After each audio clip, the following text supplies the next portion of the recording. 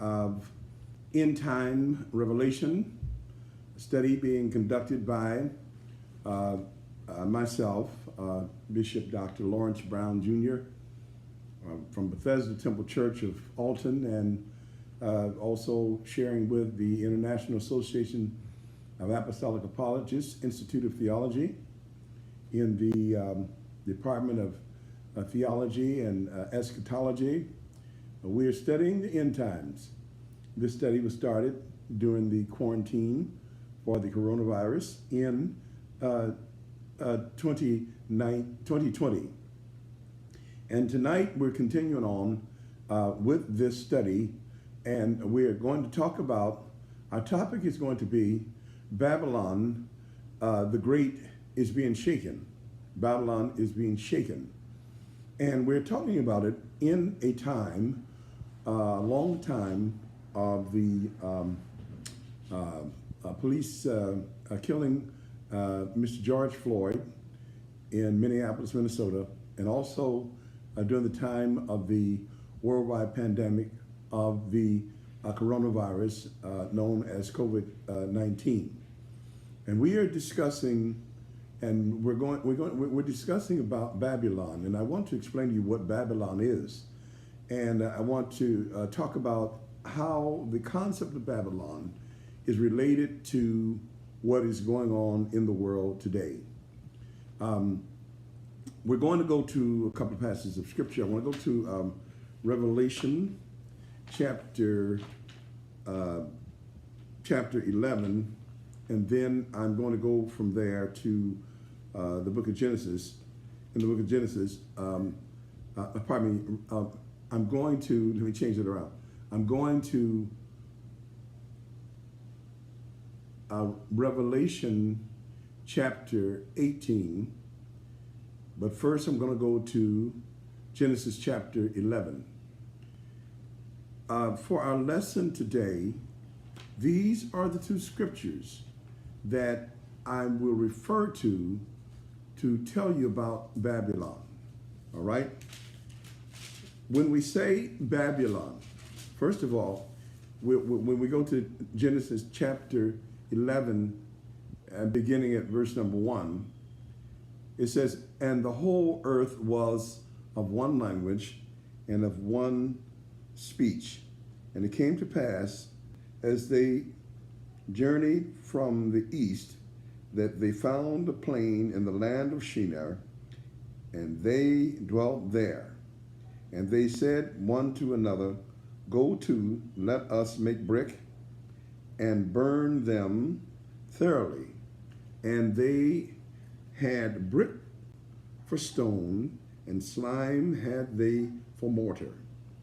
And they said, Go to, let us build us a city and a tower whose top may reach unto heaven, and let us make a name." They want to make a name for themselves, "lest we be scattered abroad upon the face of the whole earth." And the Lord, verse 5, and the Lord came down to see the city and the tower which the children of men builded.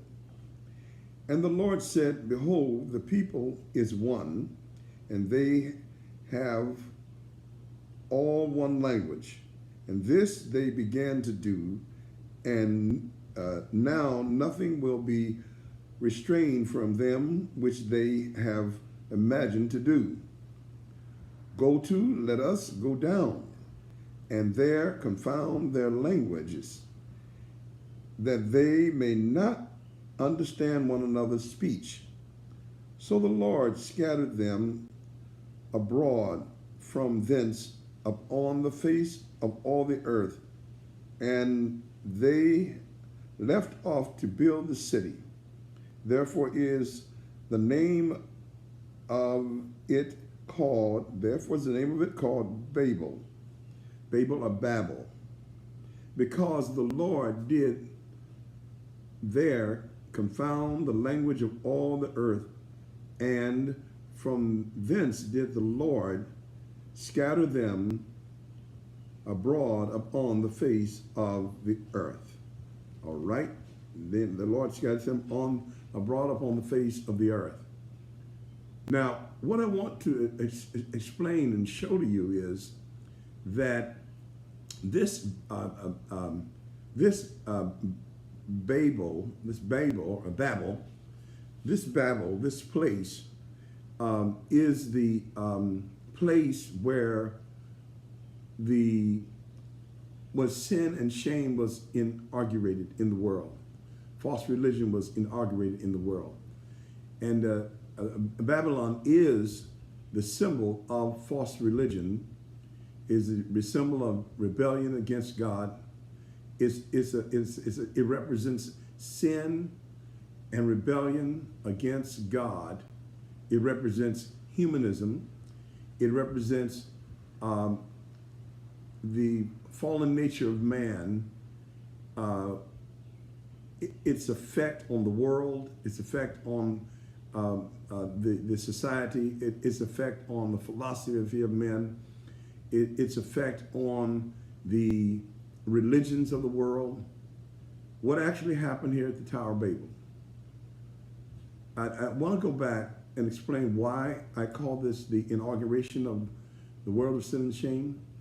The reason why, once I was discussing this with someone, explaining it to them, and trying to explain to them that this Tower of Babel is no minor thing, minor theology. This is major theology.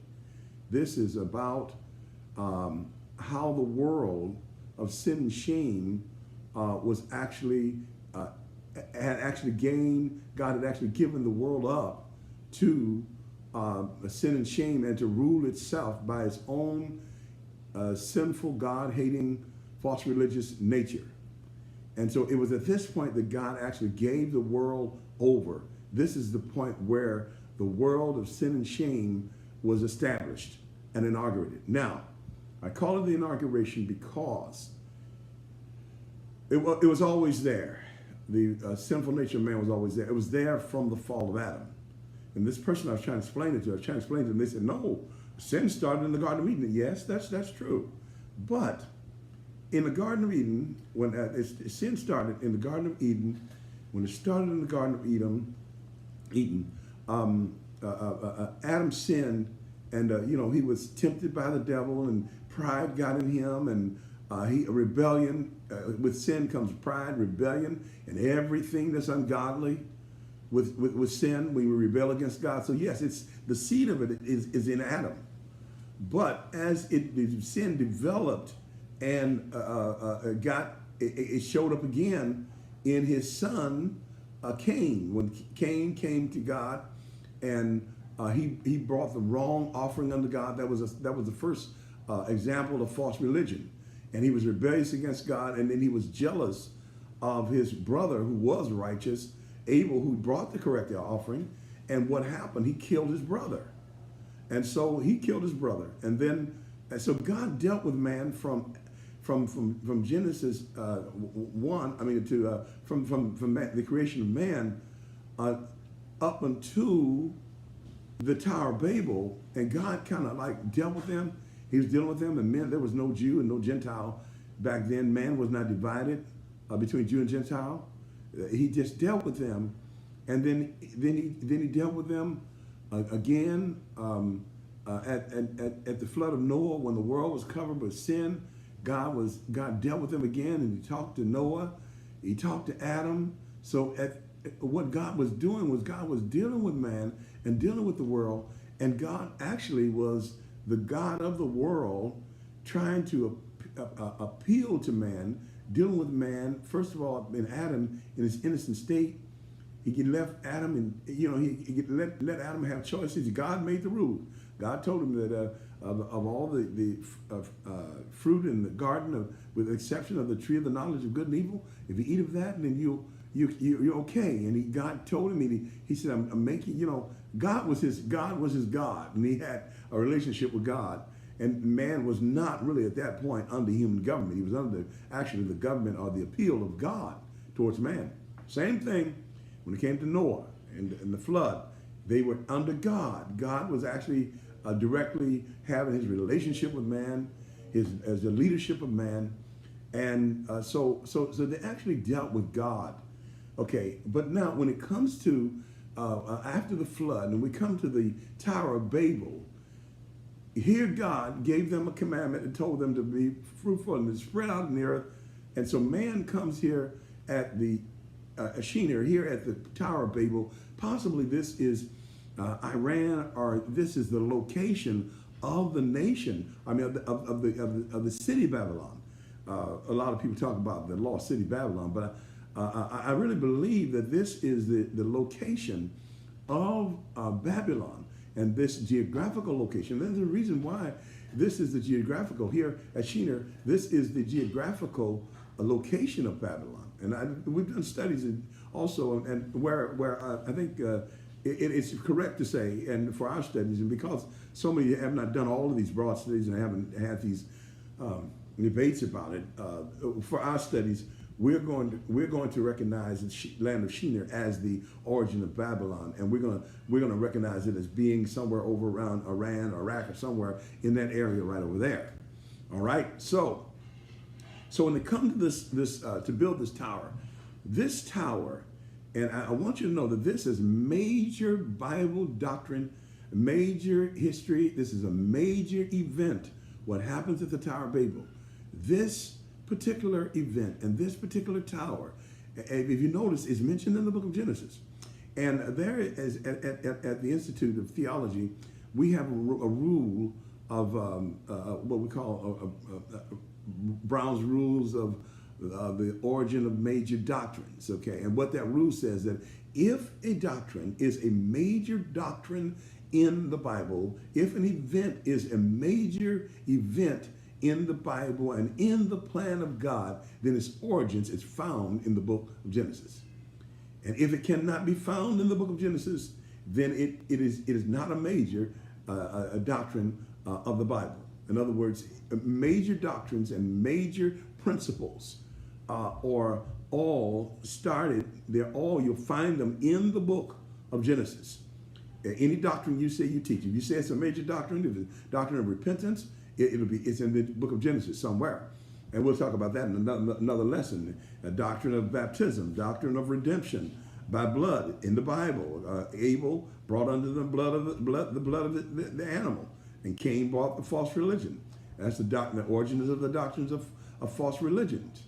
Okay, now, so I cannot emphasize enough, and I don't have enough time in this particular class, but I would like to sometime take our time to really talk about the Tower of Babel. In fact, I've written a little a paper on the Tower of Babel, and I would like to process it and make it available to everybody. But this was a major moment in the history of man, a major moment in the history of theology, a major moment in the history of God's plans for the ages, and a major moment for the end times and what's going to happen in the end time. Major, what happened here in the 11th chapter of the book of Genesis. It is not just a Sunday school story where, you're going to talk about this Sunday school and tell the children we're going to build a tower up to heaven, and then God's going to confuse their tongues and send them home with a lollipop. No, this is deep. This is really deep. So, and the reason why I say it is the inauguration of the world of sin and shame is because sin and shame was already in the world. A false religion was already in the world. We saw that in Cain. We saw that the sin and shame that was in the world under Noah. We know it was there, but God was directly living it. God was dealing with it. But the reason why we say that at the Tower of Babel it was inaugurated was because it was there that God turned them out. It was there that God says this was actually what we call the dispensation of human government.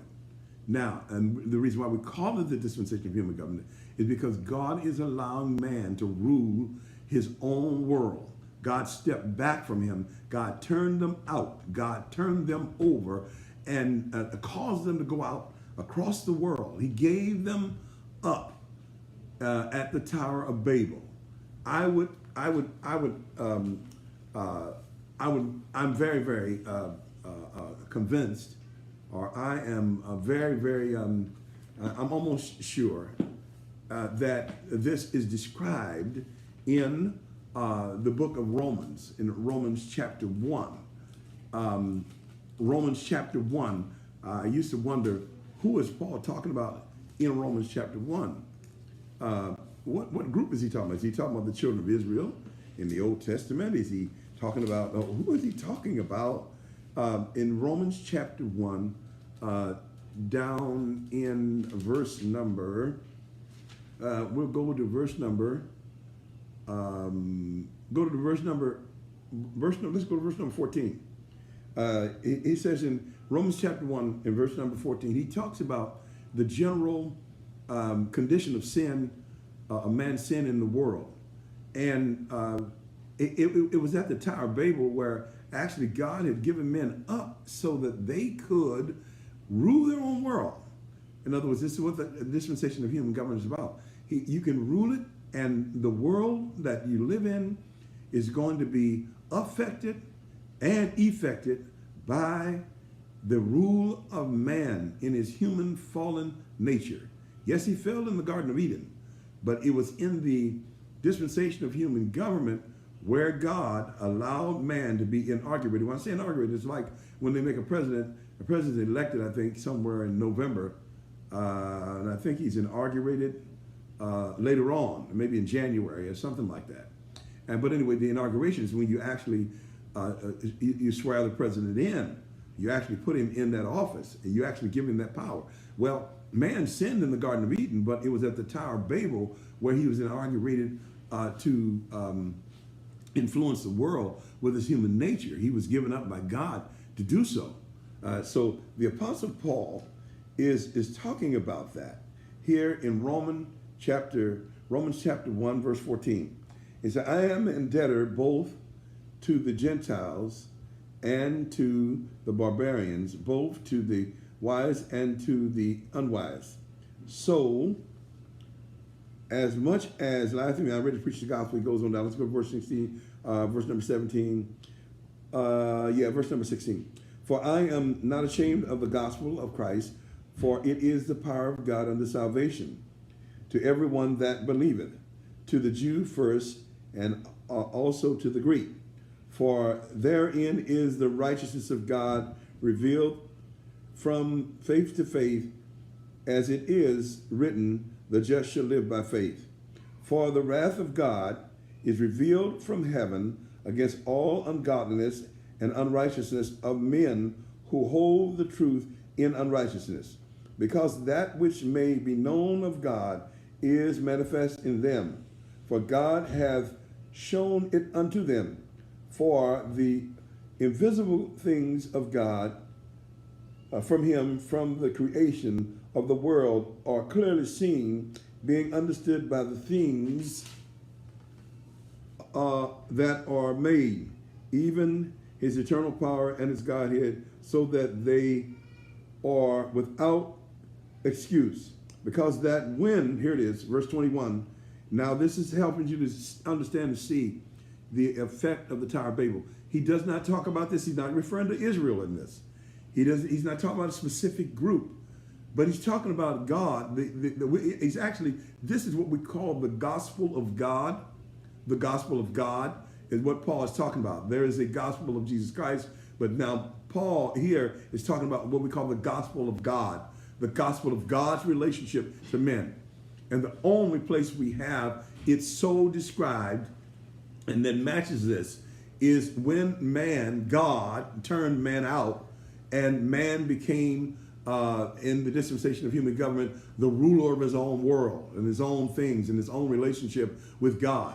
And so here in verse 21, he says, because that when they knew God, they glorified him not as God, neither were thankful, but became vain in their imaginations, and their foolish heart their foolish heart was darkened.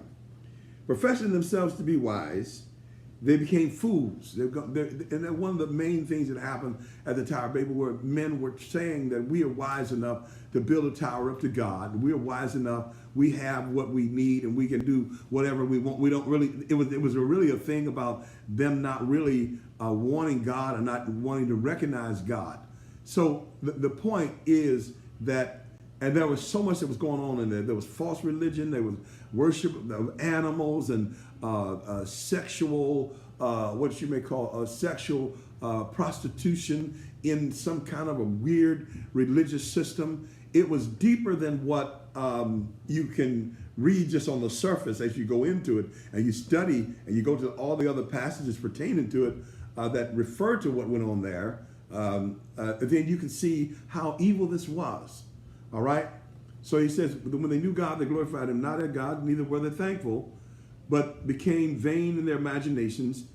And some of this, what I must say is this, some of this was the evolution of the false religion of Babylon, starting with Cain killing his brother. And then Cain evolved, the world evolved into this Babylon, this Babel situation, and it didn't stop there. See, the idea about Babylon is that it's like a cone that increases in size from the left to the right. The left being Cain, and the right being all the way out to the book of Revelation, chapter 18, when she becomes the great. Okay, so the ever-evolving deceit and false religion of Babylon is all throughout the Bible, and it blows up and becomes the spirit of the world. So some of what Paul is talking about is talking about the evolution of what happened there along with what happened. All right, so it says here, professing themselves to be wise, they became fools and changed the glory of the uncorruptible God into an image made like unto corruptible men, and to the birds, and to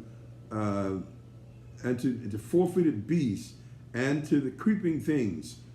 Wherefore God also gave them up to uncleanness through the lust of their hearts, to dishonor their own bodies between themselves, who damaged the truth of God, changed the truth of God. Pardon me, please. Here, God gave them up to uncleanness. And so this is why I say it's the inauguration of the world of sin and flesh. So all of these things are done there. Okay, so now moving on. And wherefore God gave them up to uncleanness through the lust of their own hearts, to dishonor their own bodies between themselves, who changed the truth of God into a lie, worshipped and served the creature more than the Creator, who is blessed forever. Amen. For this cause God gave them up unto vile affections, for even their women did change the natural use into that which is against nature. And likewise also the men, leaving the natural use of the woman, burned in their lust one towards another, men with men, working that which is unseemly, and receiving in themselves that recompense of their error which is meet. And even as they did not like to retain God in their knowledge,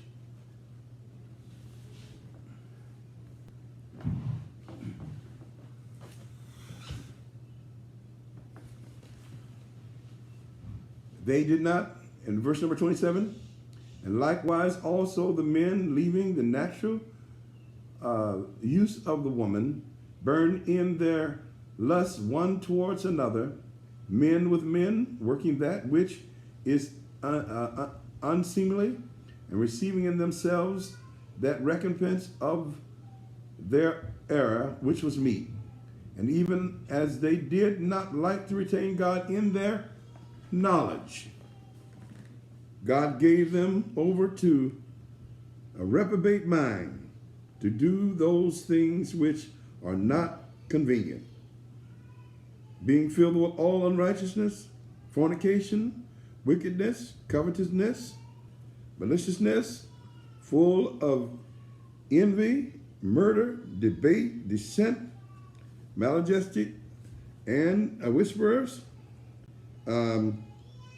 backbiters, haters of God, despiteful, proud, boasters, inventors of evil things, inventors of evil things, evil ideas, disobedient to parents, without understanding, covenant breakers, without natural affections. All of these things are the results of Babylon, of the results of the fall of man, and God turning man over. When God came down and confused their tongues, when God came down and gave them confused tongues and scattered them around, all across the world, God at that point had turned man out.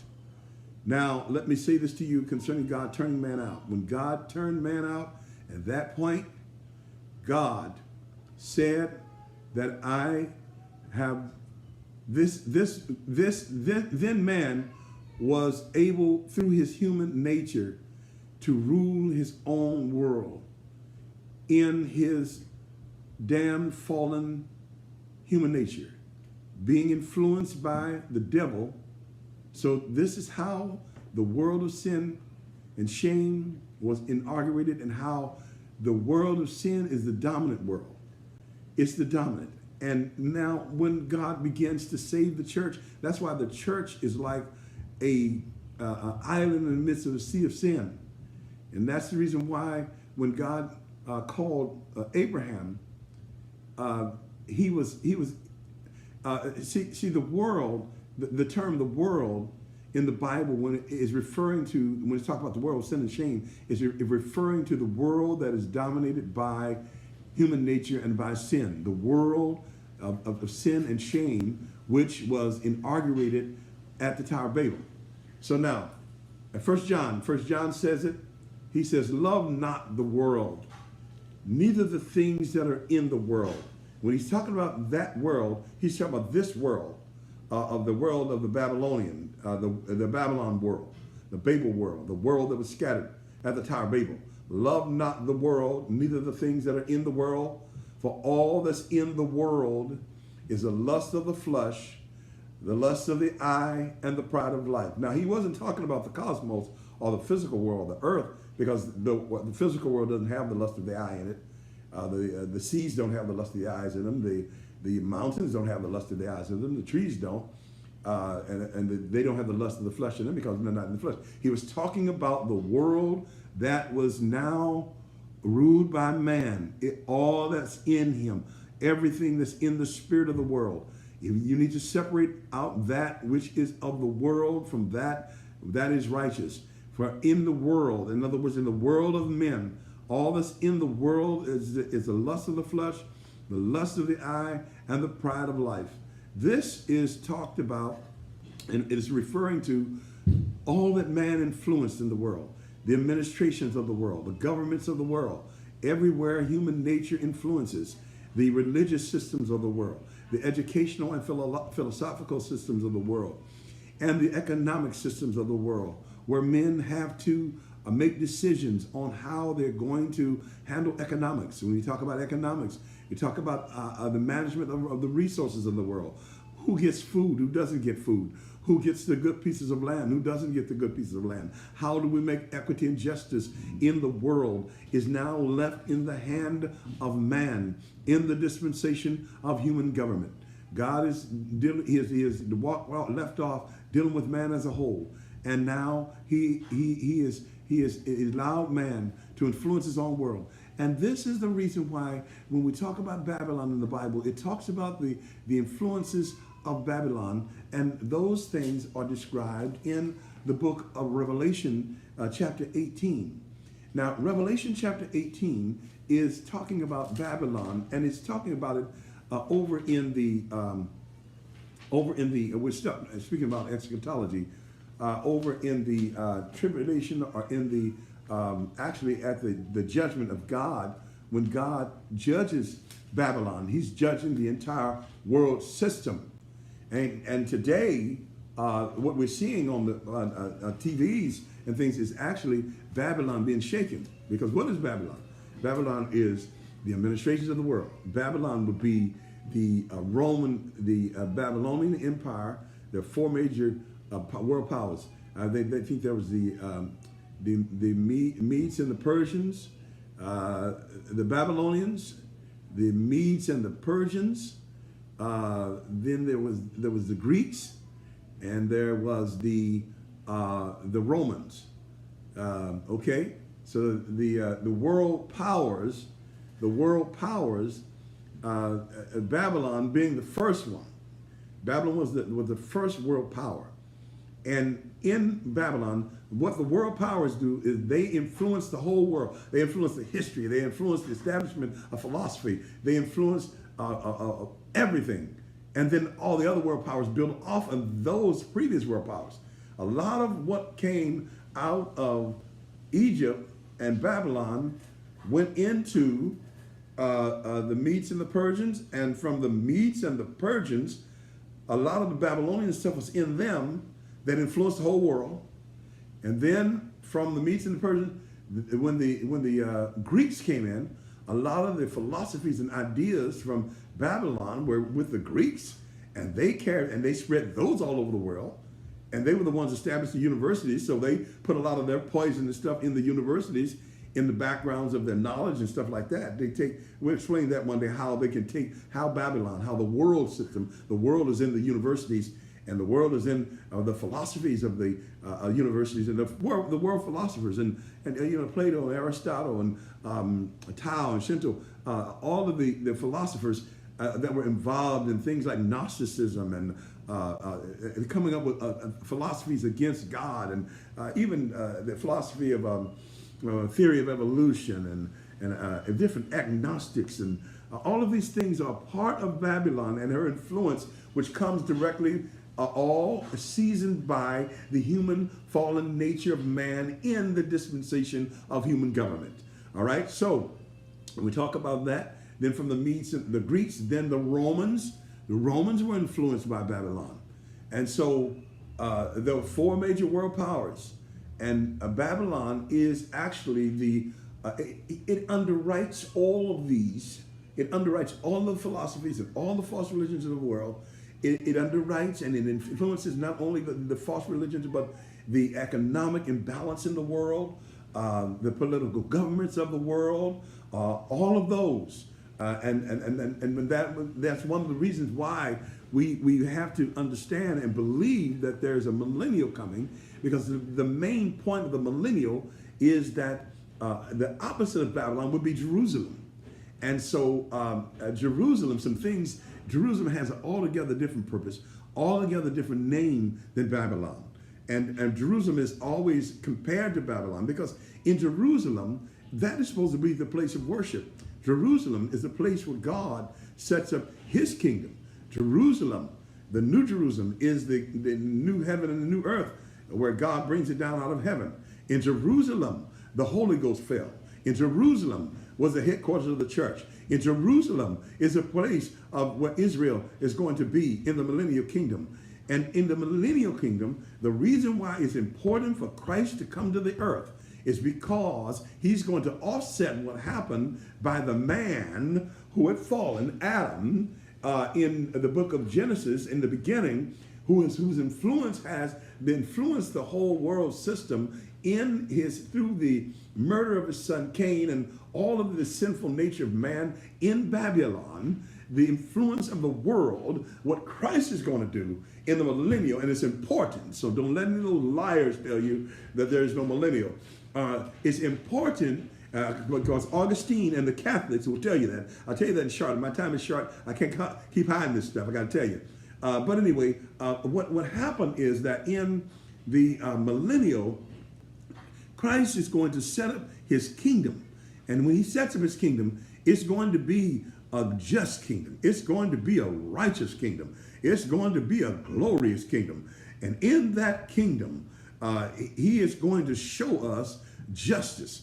And I preached a sermon, justice.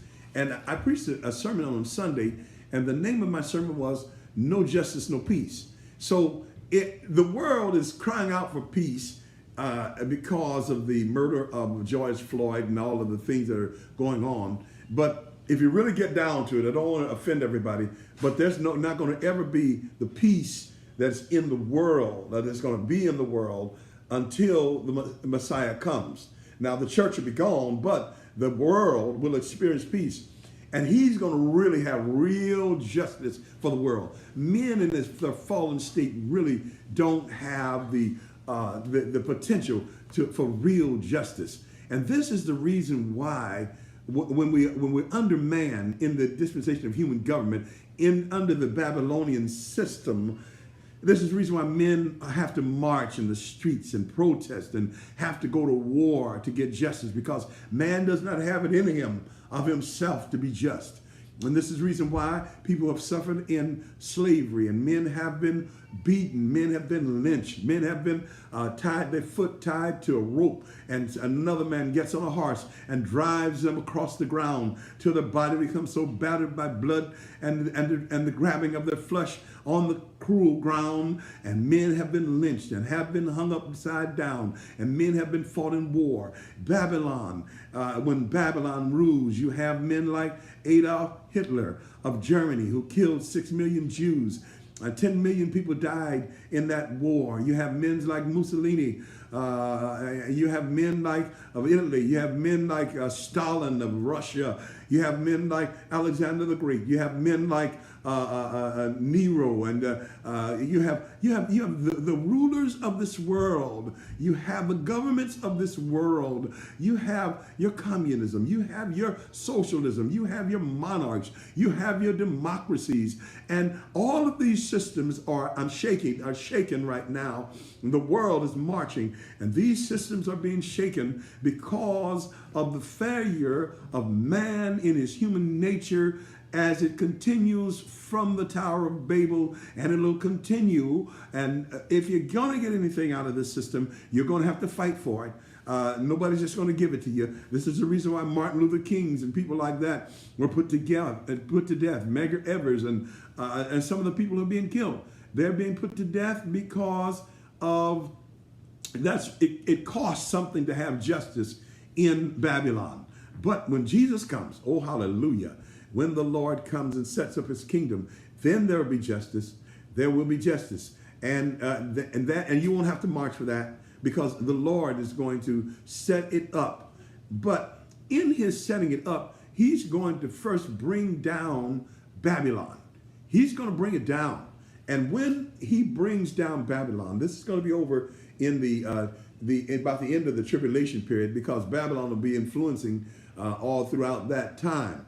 Babylon is the world of sin and shame. It is the influence of men, the government of man, based upon the flesh fallen nature of man. Its effect and its effect. Its effect on the social climate of the world. Its effect on the economic policies and the economic resources of the world. Its effect on the religious and philosophical ideologies of the world. Its effect on the government and the resources and the distribution of resources. Its effect on men's attitudes as far as their relationships with each other. Its effect on the world's relationship and idea of God. Its effect on every aspect of man's world. Its effect in commerce. Its effect in the corporate world, its effect in the business world, its effect in its position in the world. And this is the reason why when we read in Revelation chapter 18, it talks about Babylon, and it's talking about Babylon. And so what am I saying today relative to our world? Washington, D.C. is a form of Babylon. It's a form of human government. It is the democratic system that has 3 branches of government. I think it's the legislative, the judicial, and the executive branch. And the executive, all of them are ruled over by man in his fallen nature. And so they may be able to do some good things, but they have to come together and rule. And if you have a Congress that's loaded with racism, then they're going to rule in a way that's going to be terrible. Okay, if you have a president that's prejudiced, he's going to have a hard time passing a vote or voting for a proposal that comes up to make it a law, he may veto something that's really righteous. This is the weakness of human government.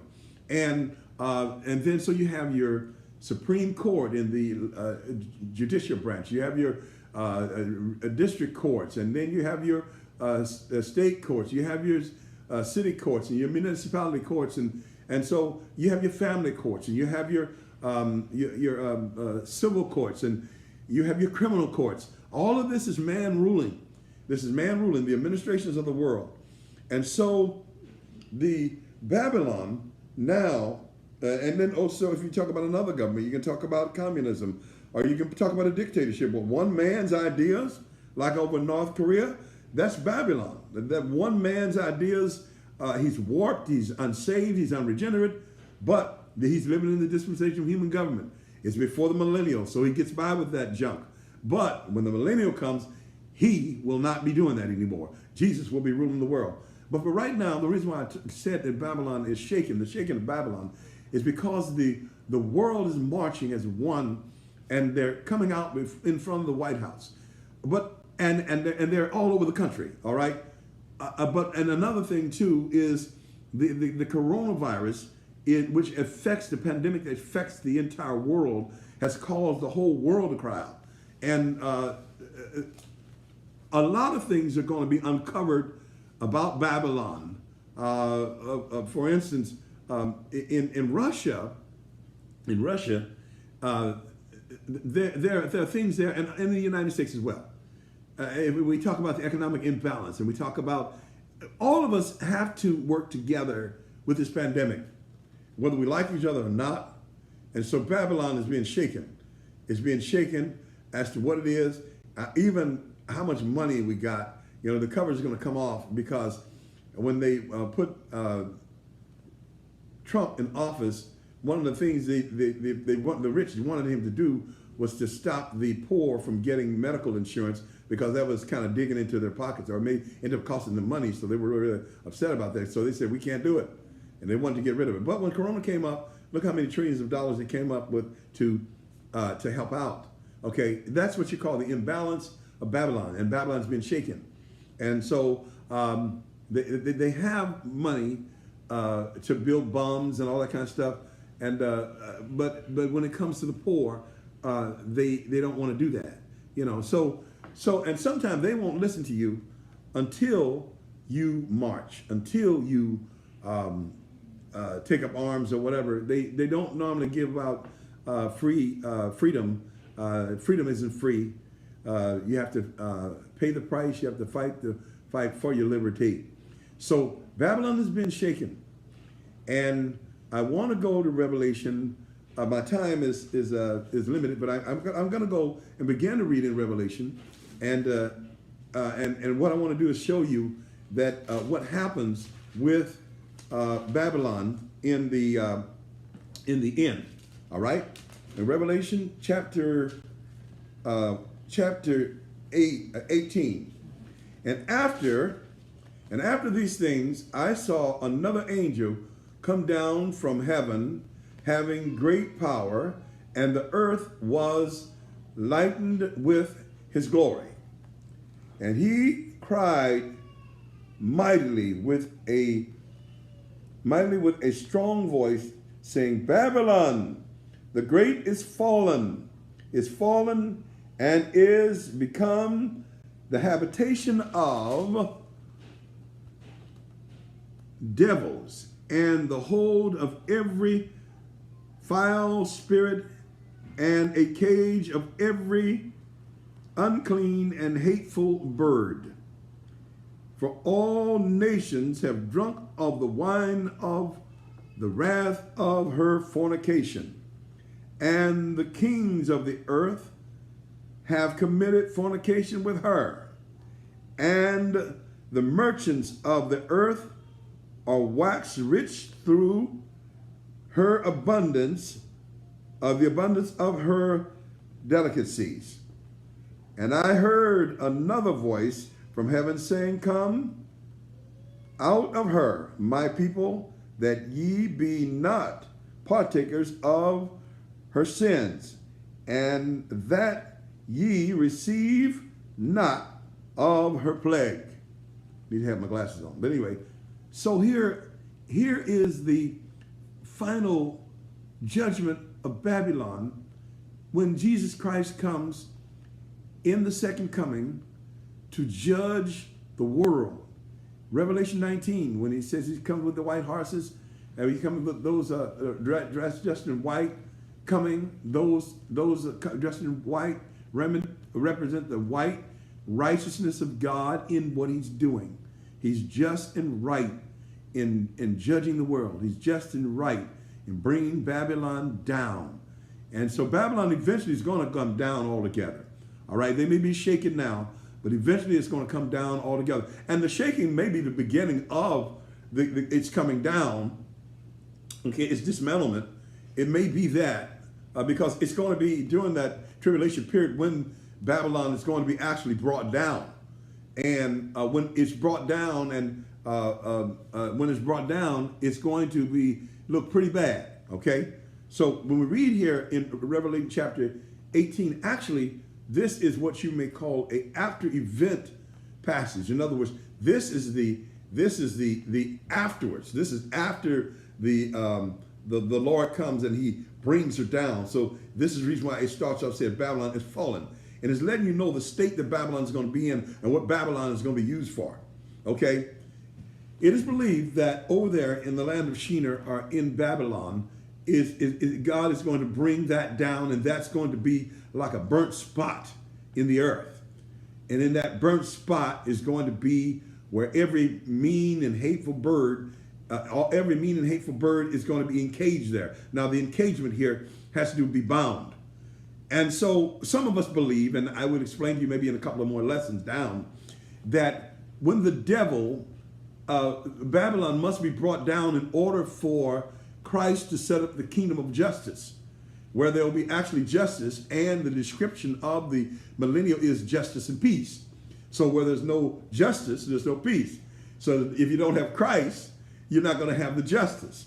And if you don't have the justice, the world will never have the peace. The world needs Jesus more than anything. And so he is going to administer the world is no longer going to be under the inauguration of human government, but it's going to be under the inauguration of Jesus Christ, the God of the world, who is going to really show how wonderful the world would be if it were done if it was ruled over by God. And so Adam is going to be replaced by Jesus from the garden, and man is going to be replaced by Jesus, the King, the Messiah King, so that he can rule better than in Babylon.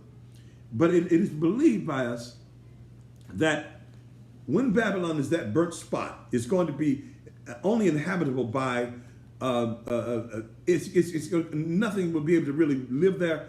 But what will happen is that the devil, who is the prince of the powers of the air, will be thrown down and he'll be put in the bottomless pit. Now, the bottomless pit, what is the bottomless pit? The bottomless pit is not the lake that burns with fire and brimstone. The bottomless pit is not the lake that burns with fire and brimstone. The bottomless pit is a place where the devil is going to be bound for 1,000 years. I believe, because in the book of Revelation 18, where it says with demons, that the devil and the demons will be bound in Babylon, where they influenced. They will be bound there with no power, no influence, can't influence anybody else, can't hurt anybody else, will have to look over to Jerusalem to see the Lord ruling the world, and it'll be that. And this is most probably connected with Isaiah chapter 66, when it talked about them, the Savior of the earth walking by this place and being able to look over and see those that were judged, and being able to see in other words, that's not heaven. That would be most certainly in the new age where Christ rules the earth, and where evil has been dealt with, and Babylon would be the place in the cage of every evil and hateful bird. And so Babylon comes down.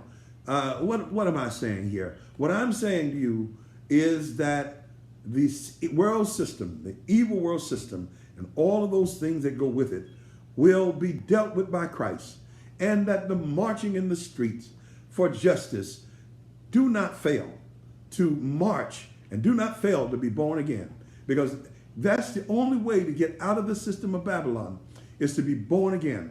Now, one more thing I want to explain to you is that as they gathered at the Tower of Babel and they were scattered across the world, so were they gathered at Pentecost.